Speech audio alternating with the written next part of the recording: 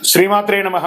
సద్గురు జ్యోతిష్యాలయం నుంచి ఈ సంవత్సరం మనం కొన్ని తెలుసుకోవడం ఒక ముఖ్యమైనటువంటి విషయాలలో 2025 వార్షిక సంవత్సరంలో ఏ రాశి వారు అత్యంత అదృష్టవంతులుగా ఉంటారు? వృషభ రాశి, కన్యా రాశి, తులారాశి, మకర రాశి వారు, వృశ్చిక రాశి వారు చాలా అదృష్టవంతులుగా ఉంటారు ఈ సంవత్సరం. 2025 తులాలో జన్మించిన వారు తమ జీవితంలో అనేక రంగాల్లో అద్భుతమైన ఫలితాలు చూస్తారు. ఈ సంవత్సరం అదృష్టవంతులుగా పురోగతిని సాధిస్తారు. వృశ్చిక రాశి వారికి శుభకాలం. ఈ సంవత్సరం అత్యంత లాభదాయకం పొందే రాశి ఏదైనా ఉందంటే అది వృశ్చిక రాశిగా ఉండొచ్చు. మే ముందు వరకైతే ఇంకా చాలా బాగుంటుంది. కుంభరాశి వారికి ఈ సంవత్సరం అదృష్టమా? 2025లో కుంభరాశిలో జన్మించిన వ్యక్తులు మీ జీవితంలో మిశ్రమ ఫలితాలను చూస్తారు. ఈ సంవత్సరం కాస్త సమస్యలు, స్థిరత్వం రెండు మిశ్రమంగా ఉంటుందని కూడా చెప్పచ్చు. అందరూ ఎదురు చూస్తున్నటువంటి మూడాలు. ఈ మూడం అంటే ఏంటి? అసలు మూడంలో ఏం చేయాలి, ఏం చేయకూడదు? మూడం ఎప్పుడు వస్తుంది, ఏ గ్రహం మీద ఉంటుంది అని అంటే గురు మరియు శుక్ర మౌఢ్యాలు ప్రవేశిస్తున్నాయి. మౌఢ్యం అంటే ఎందుకు వస్తాయి? మూడాలతో సమస్య ఏంటి? ఈ రోజుల్లో శుభకార్యాలు చేయొచ్చా, చేయకూడదా? చాలా మందికి ఇది ఒక ప్రశ్నగానే ఉండిపోతుంది. మూడం అంటే నవగ్రహాలు సూర్యుడి చుట్టూ తిరుగుతూ ఉంటాయి. వీటిలో భూమి కూడా ఆ గ్రహమే. భూమి, సూర్యుడు ఒక గ్రహానికి ఒకే వరుసలో ఉన్నప్పుడు ఆ గ్రహం భూమి మీద ఉన్న వారికి కనబడదు. దీన్నే హస్తగత్వం లేదా మూడం అంటారు. సరే, గురు మూఢం, శుక్రమూఢ్యం. గ్రహాలకు రాజు సూర్యుడు. సూర్యుడికి అత్యంత సమీపంలో ఏ గ్రహమైన వస్తే ఆ గ్రహం తన శక్తిని కోల్పోతుంది. అలా గురుమూఢం శుక్రుడికి దగ్గరగా వచ్చినప్పుడు గురుమూఢం, శుక్రుడు సూర్యుడికి దగ్గరగా వచ్చినప్పుడు శుక్రమూఢం వస్తుంది. ఈ సమయంలో బలహీనంగా మారిపోతాయి ఆ గ్రహాలన్నీ కూడా. సూర్యునికి దగ్గరగా గురు శుక్రులు వచ్చినప్పుడు బలహీనంగా మారిపోతాయి. గురు శుక్రులు శక్తులు తగ్గి బలహీనమైపోయి నీరసపడిపోతాయని కూడా చెప్పచ్చు. వాటి యొక్క శక్తి కూడా సన్నగిలుతుంది. అంటే ఒక 1000 వాట్స్ బల్బు ముందర, మంచి 1000 వాట్స్ బల్బు, ఇప్పుడు మనం షూటింగ్ చూస్తుంటే లైట్స్ అన్ని పెట్టారు కదా, ఈ లైట్స్ ముందర ఒక చిన్న క్యాండిల్ పెడితే ఎలా ఉంటుంది, అలా సూర్యుడి ముందర వస్తే ఆ గ్రహాలు కూడా శక్తి కోల్పోతుందని కూడా చెప్పచ్చు. గురు శుక్రులు శుభగ్రహాలు కాబట్టి అవి సూర్యుడికి అత్యంత దగ్గరగా ఉన్నప్పుడు మూడాలుగా దాన్ని పరిగణిస్తారు. మూడాలు ఇలా అంటారు. ఈ రోజులో ఎలాంటి పనులు చేయకూడదని చెప్తారు. ఎందుకంటే ఈ శుభకార్యానైనా గురు శుక్ర గ్రహాల బలమే ప్రధానం. గురుబలం ఉందా, శుక్రబలం ఉందా మొదలు పెట్టానంటారు కదా, అవి లేనప్పుడు ఈ రెండు గ్రహాలు బలహీనమైనప్పుడు ఏది చేసినా కలిసి రాదు అని చెప్తూ ఉంటారు. మూడంలో ఏ కార్యక్రమాలు నిర్వర్తించకూడదంటే శుభగ్రహాలు గురు శుక్రులు బలహీనంగా ఉన్నప్పుడు కాబట్టి మూడాల్లో వివాహాది శుభకార్యాలు, ఉపనయనాలు, గృహప్రవేశాలు, భూమి పూజలు, శంకుస్థాపన నిషిద్ధం. పుట్టు వెంట్రుకలో తీరాదు, ఇల్లు మారకూడదు. సరే, మూడాల్లో ఏమేమి చేసుకోవచ్చు అంటే అన్నప్రాసనం చేసుకోవచ్చు, ప్రయాణాలు చేయవచ్చు, ఇంటి రిపేర్లు చేసుకోవచ్చు, భూములు కొనడం, అమ్మడం, అగ్రిమెంట్ చేసుకోవడం, ఇవన్నీ చేసుకోవచ్చు. నూతన ఉద్యోగాల్లో కూడా చేరవచ్చు, విదేశాల్లో ఉద్యోగం కోసం వెళ్ళొచ్చు, నూతన వాహనాలు కొనవచ్చు, నూతన వస్త్రాలు కూడా కొనుక్కోవచ్చు, ఇవన్నీ చేసుకోవచ్చు. సరే, మూఢ కాలంలో శుభకార్యాలు చేస్తే ఏమవుతుంది? ఏమైనా తప్పు జరుగుతుందా? మహర్షులు జ్యోతిషాస్త్రరీతిగా పండితులను అనుభవస్తులు చెప్పిన దాని ప్రకారం మూఢం సమయంలో ఏదైనా శుభకార్యం చేసినా అశుభం వినాల్సి రావస్తుంది, కష్టం కలగవచ్చు, నష్టం వాటిల్లవచ్చు. అందుకే మూడాల సమయంలో శుభకార్యాలు చేయకండి అని అన్నారు. గురు శుక్ర మౌఢ్యమి దశలో ప్రవేశిస్తున్న ఈ రాశిపై ప్రతికూల ప్రభావాలు అధిగమించడానికి నివారణ కూడా మనం చేసుకోవచ్చు. రెండు శుభగ్రహాలు తమ శక్తిని కోల్పోతుంది కాబట్టి వివిధ రాశులపై, మనకి 12 రాశులు ఉంటాయి కదా, ప్రభావాలు చెప్తున్నాయి. జ్యోతిష్ శాస్త్ర ప్రకారం ఒక గ్రహం సూర్యుడికి దగ్గరగా ఉన్నప్పుడు ఇది జరుగుతుంది కాబట్టి ఆ రాసులు ఎవరు, ఆ నక్షత్రాలు ఎవరు మనం చూద్దాం. గురు మరియు శుక్రమౌఢ్యం కలిసినప్పుడు 7 రాసులకి 7 నక్షత్రాల వారికి ప్రధానంగా అశుభకరం కాబోతుంది. ప్రతికూల ప్రభావాలు ఎవరు రాశి నక్షత్రాలు ఎక్కువ ఎదుర్కొంటున్నారని చూస్తే మేషరాశి వారు, వృషభ రాశి వారు, మిథున రాశి వారు, కర్కాటక రాశి వారు, తులా, ధనుసు, మీన రాశి వారు కాస్త ఇబ్బంది పడే అవకాశాలు ఉన్నాయి. మరి నక్షత్రాల్లో పూర్వ పల్గుని నక్షత్రం పుబ్బ, ఉత్తరాషాఢ నక్షత్రం, కృతికా నక్షత్రం, అనురాధ నక్షత్రం, ఇవన్నీ కూడా కొంచెం ఇబ్బంది పడే అవకాశాలు ఉన్నాయి. మరియు శుక్రవారాల్లో పుట్టినటువంటి వారు వీరికి కొంచెం ఇబ్బంది పడే అవకాశాలు ఉన్నాయి. నక్షత్రంపై మరియు శుక్రమౌఢ్యం ఈ ప్రభావం ఎలా ఉంటుంది? వేద జ్యోతిష్కుల మౌఢ్య దహనం తిథి సూచిస్తుంది. ఇక్కడ ఒక గ్రహం సూర్యుడికి దగ్గరగా ఉండడం వల్ల రాబోయే గురు మరియు శుక్రమౌఢ్యమి ఒక ముఖ్యమైనటువంటి ఖగోళ సంఘటనను సూచిస్తుంది. కొన్ని దేశాలలో అనర్థాలు జరిగే అవకాశాలు ఎక్కువ కూడా ఉన్నాయి. గురుమౌఢ్యం సమయంలో జ్ఞానం విస్తరణ మరియు దయ యొక్క గ్రహమైన బృహస్పతి అతి శక్తిని కోల్పోతుంటాడు. ఈ జ్ఞాన ఆధ్యాత్మిక మరియు వృద్ధికి సంబంధించిన విషయాలు ప్రభావితం చేస్తుంది. కాబట్టి ఈ పర్టికులర్ రాశి వాళ్ళు చదువుకునే వాళ్ళు కానీ విద్యార్థులు కానీ చాలా శ్రమ పడాల్సి ఉంటుంది. బృహస్పతి యొక్క సానుకూల ప్రభావాలతో తాత్కాలిక తగ్గుముఖం ఉంటుంది. ప్రేమ, అనుబంధం, బంధాలు ఇవన్నీ కూడా కొంచెం ఇబ్బంది పడే అవకాశాలు ఉన్నాయి. ఒకళ్ళ భార్యాభర్తల మధ్య సఖ్యత కోల్పోవడము ఇవన్నీ శుక్రమౌఢ్యం ద్వారా వస్తుంది.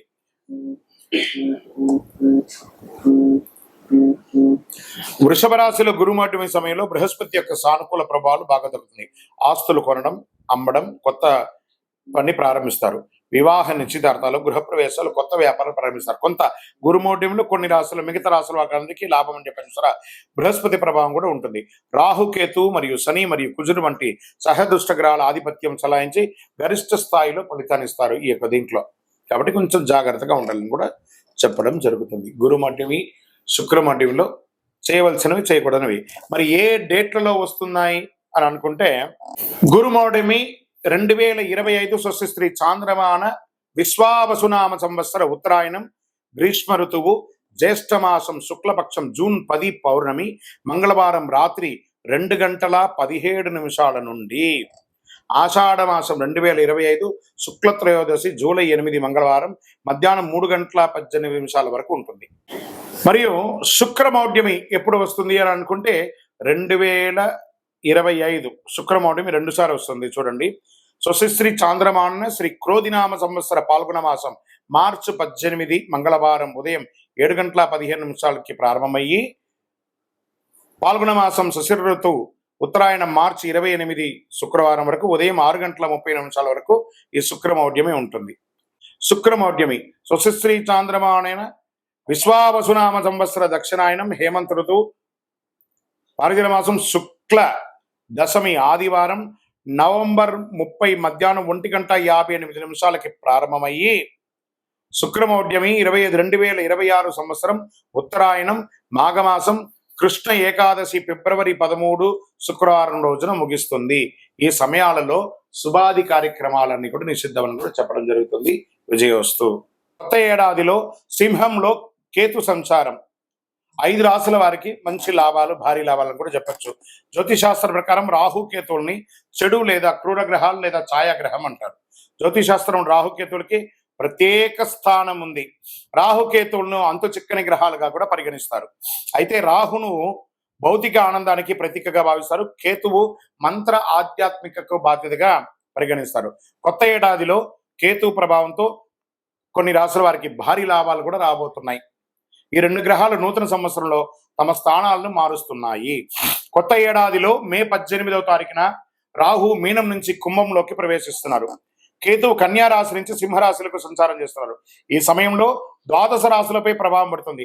అయితే కేతు సంచారం వేళ కొన్ని రాశుల వారికి మెరుగైన ఆర్థిక ప్రయోజనాలు కలుగుతున్నాయి. ఈ జాబితాలో మీరున్నారా? ఒకసారి చూద్దామా. బుధ నీచ భంగంలో మకర రాశి వారికి 3వ స్థానంలో బుధుడు సంచారం చేయడం వల్ల ఆర్థిక పరంగా విశేష ప్రయోజనాలు పొందుతారు. వ్యాపారులకు మంచి లాభాలు వచ్చే అవకాశాలు ఉన్నాయి. ఎక్స్పోర్ట్ బిజినెస్ చేసే అవకాశాలు ఉన్నాయి. విజయం సాధిస్తారు. సోదర సోదరీమణులతో సమస్యలు, వివాదాలని పరిష్కారం అవుతాయి. ఆదాయ ప్రయత్నాలు మల్టిపుల్ గా వచ్చే అవకాశాలు ఉన్నాయి.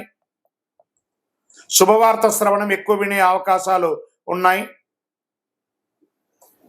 విజయోస్తు. విశ్లేషణ. మార్చి 29, 2020 షష్టగ్రహ కూటమి ఏర్పడుతుంది. గురుగారు దీని గురించి చాలా చెప్తున్నారు. దీనివల్ల ఏమైనా అపార్థాలు జరుగుతాయా లేదా ప్రళయం జరుగుతుందా అని అందరూ నా దగ్గర ప్రశ్నిస్తున్నారు. ప్రళయం జరుగుతుందా కాదో తెలియదు, కానీ మీరు ప్రళయంలో పడకండి. ఫస్ట్ మీరు అన్నీ చూసి రకరకాల ప్రశ్నలతో మీరు సతమతం అవుతున్నారు. అలా అవ్వకండి. రిలాక్స్గా ఉండండి. ఏమవుతుందో దీన్ని చాలా క్షుణ్ణంగా విశ్లేషించి నేను మీ ముందుకు వచ్చాను. గతంలో 2019 డిసెంబర్ 20వ తారీఖున షష్టగ్రహ కూటమి ఏర్పడింది. ఆ తర్వాత కరోనా మహమ్మారి విజృంభించి విలయతాండవం చేసింది. ఇక ఇప్పుడు మళ్ళీ 2025 మార్చి 29వ తారీఖున షష్టగ్రహ కూటమి ఏర్పడుతుంది. షష్టగ్రహ కూటమి ఎఫెక్ట్ ఏమైనా ఉంటుందంటే ప్రళయం వస్తుంది అని అంటున్నారు. నమ్మకండి, అది అబద్ధం. ప్రళయం ఏం రాదు. ఇబ్బందులు వస్తూ ఉంటాయి. ఏమంటే జ్వరం వచ్చిందంటే పారాసెటమాల్ వేసుకొని శరీరం అంతా వీక్నెస్ కదా, అలా కొంచెం కొంచెం ఇబ్బందులు వస్తాయి, కానీ ప్రళయం అయితే రాదు. చాలా మందికి ఒక అపోహ, హెచ్ఎంపివి వైరస్ విజృంభిస్తుందా? నో. ప్రభుత్వం చక్కటి దానికి కావాల్సినటువంటి ఏర్పాట్లన్నీ చేస్తున్నారు. అలాంటి ఏ భయం పెట్టుకోకండి. అయితే ఈసారి కూడా గతంలో షష్టగ్రహ కూటమి ఏర్పడినప్పుడు కరోనా మహమ్మారి విజృంభించినట్టు ఈ హెచ్ఎంవిపి వైరస్ విజృంభిస్తుందా అన్న ఆందోళన పలువురిలో వ్యక్తం అవుతుంది. కాబట్టి ఈసారి ఏర్పడే షష్టగ్రహ కూటమి అంత ప్రభావవంతమైన కూటమి కాదు అని విశ్లేషకులు, గురువులు అన్ని గ్రహాలను దృష్టిలో పెట్టుకొని చెప్పడం జరుగుతుంది. దీనివల్ల తీవ్ర పరిణామాలు ఎదుర్కొనే అవకాశం లేదని జ్యోతిష్ శాస్త్ర నిపుణులు మల్టిపుల్, ఒకరు కాదండి, అందరూ చెప్తున్నారు. 6 గ్రహాలు మీనరాశిలో సంచారం. గత ఏడాది అక్టోబర్ 23వ తారీఖున రాహు మీనరాశిలోకి ప్రవేశించి సంచారం చేస్తున్నాడు. జనవరి 28వ తారీఖున శుక్రుడు మీనరాశిలోకి ప్రవేశించాడు. ఇక ఫిబ్రవరి 28వ తారీఖున బుధుడు మీనరాశిలోకి మార్చవుతున్నాడు. మార్చి 15వ తారీఖున రవి మీనరాశిలోకి వస్తున్నాడు. మార్చి 28న చంద్రుడు మీనరాశిలోకి వస్తున్నాడు. మార్చి 20వ తారీఖున శనిదేవుడు మీనరాశిలోకి వచ్చేస్తున్నాడు. సో మీనరాశి వాళ్ళు కొంచెం జాగ్రత్తగా ఉండండి. ఎక్కువ గ్రహమాలిక యోగం అంటారు. ఈ గ్రహాలంతా కూడా 1 by 1 ఇలా వేసి మాలలాగా ఏర్పడింది. గ్రహమాలిక యోగం అంటారు దీన్ని. 6 గ్రహాలు సంయోగంతో అమావాస్య నాడు షష్టగ్రహ కూటమి మీనరాశిలో రాహువు, బుధుడు, శుక్రుడు, సూర్యుడు, చంద్ర, శనులు ఉన్నారు. ఈ 6 గ్రహాలు సంయోగం చెందడం వల్ల షష్టగ్రహ కూటమి ఏర్పడిందని దాని అర్థం. ఈ షష్టగ్రహ కూటమి ప్రభావం ద్వాదశ రాశుల వారిపై మే 31వ తేదీ వరకు ఖచ్చితంగా ఉంటుంది, అన్ని రంగాల వారికి. మార్చి 29వ తారీఖున ఏర్పడే షష్టగ్రహ కూటమి కూడా అమావాస్యతో కూడుకున్న షష్టగ్రహ కూటమి కావడం మరొక ప్రాధాన్యత సంతరించుకుంటుందని కూడా చెప్పవచ్చు. విధ్వంసాలు కలగవు కానీ మార్పులు ఉంటుంది. ప్రతికూల ప్రభావాలు వస్తే జాగ్రత్త పడాలి. షష్టగ్రహ కూటమి ఏర్పడిన మీనరాశిలో గ్రహాల స్థానాలను బట్టి రాజకీయంగా కాస్త చిరు సంక్షోభాలు ఏర్పడే అవకాశాలు ఉన్నాయి. ఇతర రాశులతో ఆయా గ్రహాలు ఏ స్థానంలో ఉన్నాయో తెలుసుకోవచ్చు. దాన్ని బట్టి నెగిటివ్ ప్రభావం ఇచ్చే జాగ్రత్తల పరిహారాలు పాటిస్తే మంచిది. ప్రకృతి విలేపాలు చిన్నగా జరుగుతుంది. భారతదేశంలో అంతగా ప్రకృతి విలేపాలు ఉండకపోవచ్చు. ఎందుకంటే మీనరాశిలో షష్టగ్రహ కూటమి రావడం అనేది గ్రహమాలిక యోగం ద్వారా ఉన్నది కాబట్టి మన యొక్క భారతదేశంలో అంతగా ఉండకపోవచ్చు. విదేశాల్లో కాస్త జల ప్రళయం, సునామీ, భూకంపం లాంటిది వస్తే రావచ్చు. ప్రకృతిలో వచ్చే వాటిని స్వీకరిస్తాం. 2025 శనిగ్రహ మార్పు ఎవరికి అనుకూలం, ఎవరికి ప్రతికూలం? ఒక 5 రాశుల వారికి అనుకూలం అని కూడా చెప్పచ్చు. జ్యోతిష్ శాస్త్ర ప్రకారం గ్రహాలలో అత్యంత నెమ్మదిగా ప్రయాణించే భగవానుడు ఎవరనంటే శనిదేవుడు, మందగమనుడు అంటారు. ఈ ఏడాది మీనరాశిలో ప్రవేశిస్తున్నాడు. శనిగ్రహ గోచార మార్పు వల్ల 2025వ సంవత్సరం కొన్ని రాశులు లాభాలు చేరుతాయి. శనిదేవుని యొక్క న్యాయ కర్మలకు అధిపతిగా ఉన్నటువంటి పరిగణిస్తున్నటువంటి శని భగవానుడు ఒక గ్రహం నుంచి మరొక రాశిలో ప్రవేశించేందుకు సుమారు 2.5 సంవత్సరం సమయం పడుతుంది. శనిదేవుడు 29 మార్చి 2025లో తన సొంత రాశి కుంభరాశి నుండి నిష్క్రమించి మీనరాశిలోకి ప్రవేశిస్తున్నాడు. ఇది చాలా ముఖ్యమైనటువంటి విషయం అండి, బాగా గుర్తుపెట్టుకోండి. మీకు తెలిసిన వాళ్ళకందరికీ కూడా షేర్ చేయండి. 10 మందికి ఉపయోగపడే ఒక అద్భుతమైనటువంటి విషయం. దీనికంటే ముందు కుంభరాశిలో రాజయోగాన్ని ఏర్పరుస్తున్నాడు. జ్యోతిష్ శాస్త్ర ప్రకారం రాజయోగం మహాపురుష రాజయోగం శుభప్రదంగా పరిగణించబడుతుంది. లగ్నం లేదా చంద్రుడి నుంచి మొదటి 4, 7 లేదా 10వ స్థానంలో శని తుల, మకర లేదా కుంభరాశిలో ఉన్నప్పుడు శని రాజయోగం ఏర్పడుతుంది. 2.5 ఏళ్ల పాటు కొన్ని రాశులకు కష్ట నష్టాల నుంచి విముక్తి కలిగిస్తున్నారు. ఈ మార్పు వల్ల ఏళ్నాడు శని, అష్టమ శని, అర్ధాష్టమ శని, సప్తమ శని, కంఠ శని, శని దోషాల నుంచి విముక్తి పొందుతున్నారు. ఈ మార్పు వృషభ, కర్కాటక, తుల, వృశ్చిక, మకర రాశుల వారు లాభపడుతున్నారు. ఈ రాశుల వారికి ఆదాయ వృద్ధి, ఆరోగ్యం, ఉద్యోగంలో పురోగతి ఉంటుంది. ఈ శని స్థానం మారడం వల్ల వృషభ రాశి వారికి శని లాభస్థానంలోకి వస్తుండడం వల్ల 2.5 ఏళ్ల పాటు జీవితంలో శుభ పరిణామాలు చేకూరుతాయి. అలాగే తులరాశి వారికి అనుకూలం. ఇప్పటి వరకు పంచమ స్థానంలో సంచారం చేసిన శనీశ్వరుడు 6వ స్థానమైన మీనరాశిలోకి మారడం వల్ల ఉద్యోగంలోనూ వృత్తి వ్యాపారాల్లోనూ తక్కువ శ్రమతో ఎక్కువ లాభం పొందే అవకాశాలు ఉన్నాయి. మరి వృశ్చిక రాశి వారికి శని పంచమ స్థానంలో మారడంతో అర్ధాష్టమ శని విముక్తి లభిస్తుంది. దీంతో ఆదాయ మార్గాలు విస్తరిస్తాయి. ఆర్థిక సమస్యలు చాలా వరకు పరిష్కారాలు అవుతాయి. మకర రాశి వారికి ఈ స్థాన మార్పుతో శుభం కలుగుతుంది. ఇంతకాలం ద్వితీయ స్థానంలో సంచారం చేస్తున్న శని 3వ స్థానానికి మారడం వల్ల ఈ రాశి వారికి 7.5 కాలం పట్టినటువంటి 7.5 సంవత్సరాలు 7.5 అనే శని నుంచి విముక్తి పొందుతున్నారు. మరి ఈ 2025వ సంవత్సరంలో శని ఎవరికి ప్రతికూలంగా ఉన్నాడు? అనుకూలమైనటువంటి రాశులు చూసాం కదా. ఇప్పుడు ప్రతికూలంగా ఎవరికి ఉన్నారు? ఈ శని గ్రహం వల్ల ఈ రాశుల వారికి 2025వ సంవత్సరంలో శని దోషం, బంగారం పట్టుకున్న బూడిదయ్యే అవకాశాలు కొంత ఉన్నాయి. ఇలా అంటున్నారు ఏంటి గురుగారు అంటే జాగ్రత్త పడవలసిందే, తప్పకుండా జాగ్రత్త పడాల్సిందే. మార్చి 29వ తారీఖున శనీశ్వరుడు కుంభరాశి నుంచి మీనరాశిలోకి మారడం వల్ల శని మీనరాశి సంచారం వల్ల 6 రాశుల వారికి శని దోషం ప్రారంభమవుతుంది. ఏళ్నాటి శని, అష్టమ శని, సప్తమ శని, అర్ధాష్టమ శని అంటే శని దోషాల వల్ల మేష, సింహ, కన్య, ధనుసు, కుంభ, మీన రాశి వారికి జాగ్రత్తగా ఉండాలి. ఈ రాశి వారికి శని దోషాలు కలిగినందువల్ల ఆటంకాలు, అవరోధాలు, వైఫల్యాలు, అపజయాలు, అనారోగ్యాలు, ఆర్థిక సమస్యలు వంటి జరిగే అవకాశాలు ఉన్నాయి. కానీ శనిగ్రహం వల్ల ఇలా వస్తాయి. మిగతా అనుకూల గ్రహం వల్ల దీని యొక్క వీర్యం తగ్గే అవకాశాలు ఉంటాయి. శనీశ్వరుడు మీనరాశిలో ప్రవేశించడానికి కొద్ది రోజుల ముందే ఈ రాశుల వారు శనికి తైలాభిషేకం చేయించడం, శివుడికి అభిషేకం చేయించడం మంచిది. నీలం లేదా నలుపు రంగు కలిసిన దుస్తులను ధరించడం మంచిది. ఇంద్రనీలం పొదిగిన ఉంగరాన్ని ధరించడం మంచిది. అన్నిటికంటే శని భగవానునికి అధిపతి అయినటువంటి ఈ కరుంగాలిమాలను ధరించడం మంచిది. ఎందుకంటే జమ్మి చెట్టు శని భగవానునిక చెట్టు. ఈ యొక్క కరుంగాలిమాలను ధరించడం మంచిది. శనిదాసం బాగా తగ్గిపోయే అవకాశాలు కూడా ఉంటాయి. శని మీనరాశిలో 2.5 ఏళ్ల పాటు కొనసాగుతాడు. మేషరాశి వారికి వ్యయస్థానంలో శనీశ్వరుడు ప్రవేశించడం వల్ల దూర ప్రాంతాల్లో ఉద్యోగం ఉన్న స్థానం నుంచి మారడం, దూర ప్రాంతానికి బదిలీ అవ్వడం, లేదా ఆశించిన ప్రమోషన్స్ రాకపోవడం, వ్యాపారంలో మందకోటిగా రావడం, రావాల్సిన డబ్బులు సకాలంలో రాకుండా ఉండడం, పదోన్నతి, వేతనాలు పెరుగుదల వంటి ఆశాజనకంగా ఉండకపోవచ్చు. ప్రతి పనిలోనూ వ్యయప్రయాసాలు కలుగుతాయి. బంధుమిత్రుల వల్ల ఆర్థికంగా నష్టపోయే అవకాశాలు ఉంటుంది. మిత్రులే శత్రువులు అయ్యే అవకాశాలు ఉన్నాయి.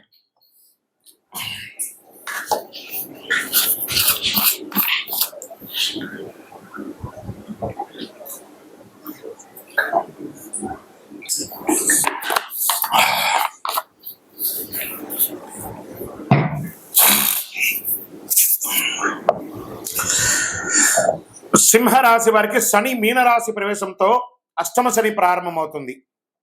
దీనివల్ల ప్రతి పని ఆలస్యమే అవుతుంది. కుటుంబంలో ఊహించని సమస్యలు తలెత్తుతాయి. రావాల్సిన డబ్బులు ఒక పట్టాన చేతికి రాదు. ఆర్థిక వ్యవహారాలు, ఆర్థిక లావాదేవీలు నష్టాలు కలుగుతాయి. ఉద్యోగంలో శ్రమాధిక్యంగా ఉంటుంది. వృత్తి వ్యాపారాలు మందగిస్తాయి. ఉద్యోగ పెళ్లి ప్రయత్నాల ఆటంకాలు ఎక్కువగా ఉంటాయి. ముఖ్యమైన ప్రయత్నాలు శ్రమ తప్పకపోవచ్చు. మరి కన్యా రాశి వారికి సప్తమ స్థానంలో శని సంచారం వల్ల పెళ్లి సంబంధాలు చివరి దాకా వచ్చి వెనక్కి వెళ్ళే అవకాశాలు ఉంటాయి. దాంపత్య జీవితంలో సమస్యలు వచ్చే అవకాశాలు ఉన్నాయి. సంతాన సాఫల్యం కొంచెం నిరాశాజనకంగా ఉండే అవకాశాలు ఉన్నాయి.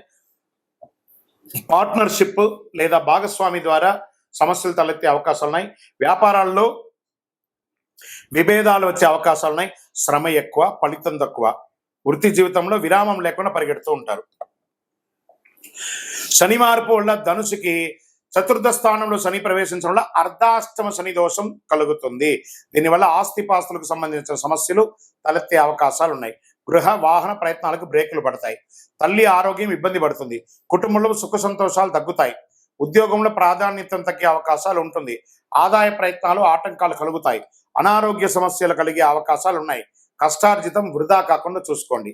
మరి కుంభరాశి వారికి 3వ దశ ఏళ్నాడు శని దోషం ప్రారంభం అవుతుంది.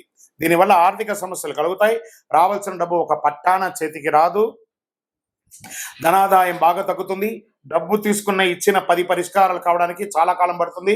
కుటుంబంలో అన్నదమ్ముల మధ్య, అక్కచెల్లెల మధ్య చికాకులు తలెత్తుతాయి, శుభ కార్యక్రమాలకి ఆటంకాలు ఏర్పడతాయి, వృత్తి వ్యాపారంలో లాభాలు తగ్గే అవకాశాలు, శ్రమ ఎక్కువ కలిగే అవకాశాలు ఉన్నట్టుగా కనబడుతుంది. మరి మీనరాశి వారికి శని వల్ల శని ప్రవేశంతో 2వ దశ ఏళ్ళనాడు శని ప్రారంభం అవుతుంది. కొద్దిగా అనారోగ్యం పీడిస్తుంది, ఉద్యోగంలో ప్రభావం చూపుతుంది, వృత్తి వ్యాపారంలో సమస్యలు వచ్చే అవకాశాలు ఉన్నాయి, ప్రయాణాల వల్ల నష్టాలు తప్పవు, ఉద్యోగం పెళ్లి ప్రయత్నాల్లో ఆటంకాలు ఎక్కువ ఉంటాయి, విజయ సాఫల్యం బాగా తగ్గిపోతుంది, ప్రతి పనికి బాగా శ్రమపడాల్సి ఉంటుంది, విపరీతమైనటువంటి ప్రయాణాలు ఉండే అవకాశాలు కనబడుతున్నాయి, వ్యయప్రయాసాలు చాలా ఉన్నాయి, ఆర్థిక లావాదేవీలు పెట్టుకోకండి, స్పెక్యులేషన్ షేర్ మార్కెట్ అసలు ముట్టుకోకండి. విజయోస్తు.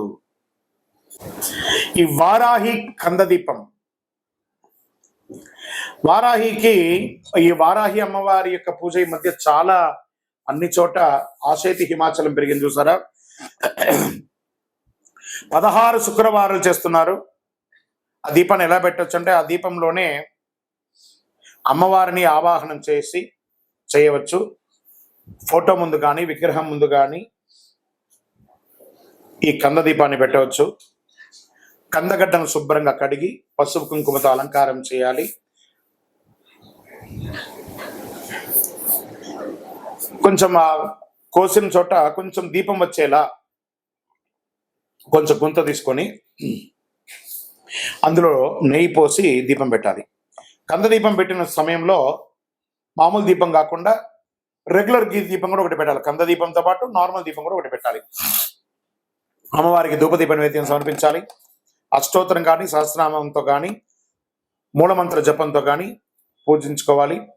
కంద దీపం పెట్టిన రోజు దుంపలు, తేనె, లడ్డూలు ఇలాంటివి నివేదన చేయవచ్చు.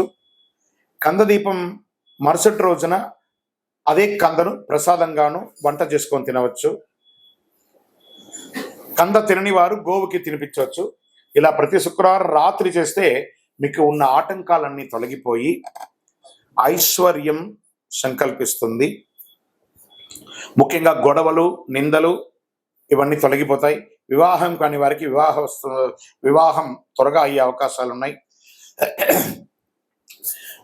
ఇల్లు కొనుక్కోవాలన్న వారికి, భూమి కొనుక్కోవాలన్న వారికి వారాహి కదా భూ అమ్మవారు, ఆ వారాహి అమ్మవారిని ప్రార్థన చేయడం చాలా అద్భుతం కలుగుతుంది. రాత్రి పూట సమయం వరకు ఉపవాసం అవసరం లేదండి. కొంచెం మంది ఉండాలనుకుంటే ఉండొచ్చు, లేని పక్షంలో దీనికి ఉపవాసం ఉండలేదు. ఆ ఒక్కరోజు మాత్రం మధుమాంసాలు తినకుండా దూరంగా ఉంటే మంచిది.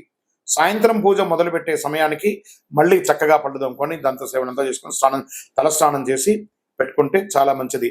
మన శరీరంలో దుర్గంధం రాకూడదు. ఈ దీపం వెలిగించినప్పుడు చినిగిన బట్టలు ధరించకూడదు. అసహనం ఏదైనా కూర్చోలేని ఇబ్బంది కలిగే అసహనంగా కూర్చోకూడదు. మంచి ఆసనం వేసుకొని కూర్చోవాలి.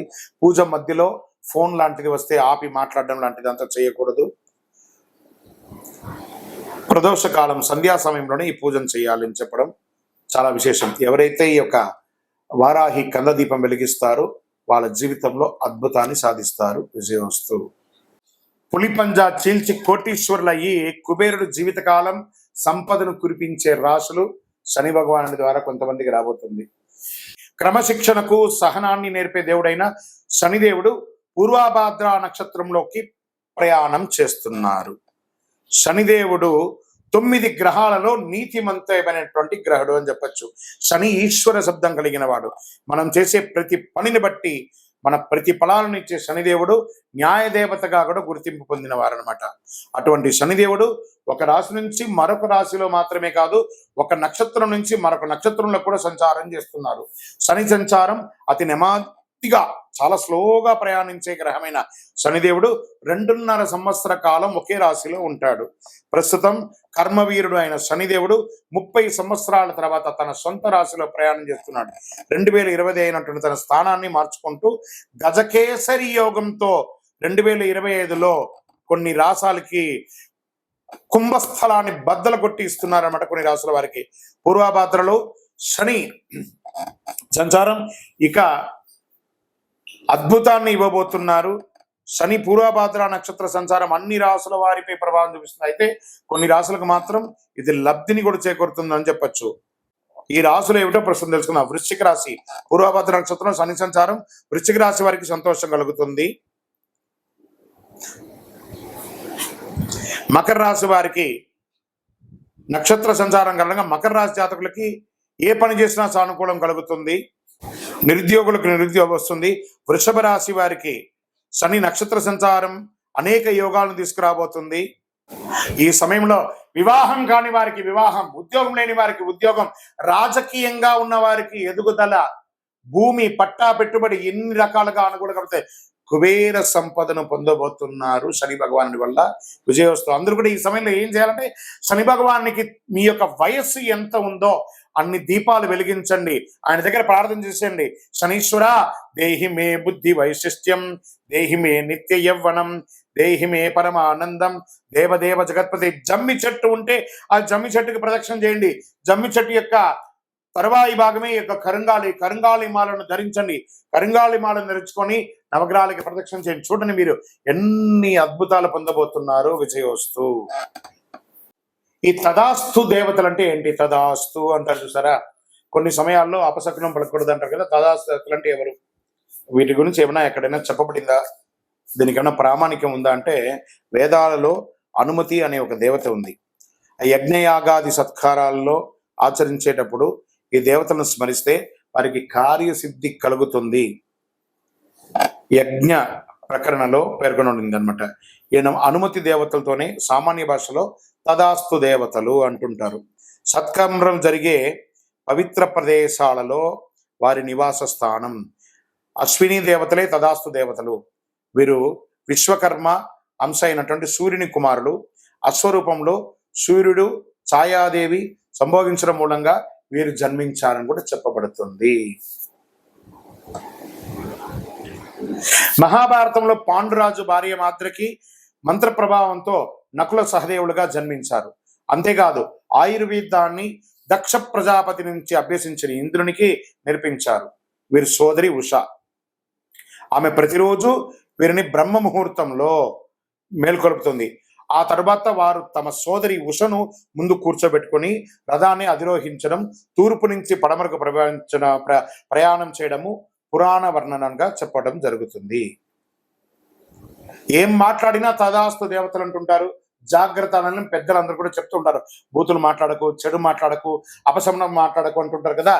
ఈ యొక్క తదాస్తు దేవతలు అందరూ అక్కడి నుంచి పారిపోతూ ఉంటారట అలాగని మనం చేస్తే. ముఖ్యంగా సంధ్యా సమయంలో ఈ దేవతలు సంచరిస్తారని అంటుంటారు. పదే పదే చెడు మాటలు వ్యక్తం చేస్తే అదే జరుగుతుందట. తదాస్తు అనేది స్వవిషయంలో వివరిస్తుంది.